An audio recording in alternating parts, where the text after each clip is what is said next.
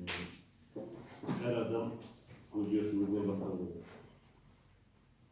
Егер қоғамда бір кемшілік болса, бір қолайсыз жағдай болса, біз қоғамды кінәлаймыз.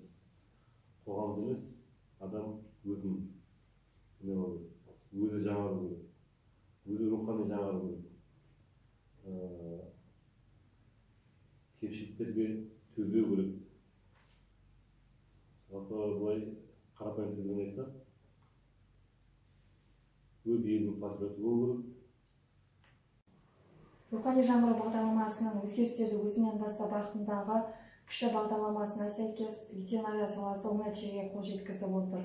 Соның нәтижесінде шалғайдағы ауылдық округтерді араламай-ақ ауыл жануарларының компьютерлік дерекқор базасынан өзімізге қажетті мәліметтерді электронды түрде ала аламыз. Өзгерістерді өзіңнен баста бағдарламасына сәйкес ветеринария саласында атқарылып жатқан жұмыстар оң нәтижеге жетіп жатыр.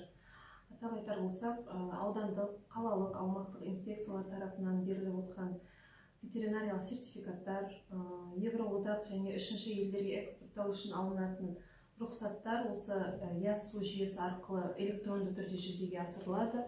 Оларға күнделікті бақылау, қадағалау жүргізіліп отыр.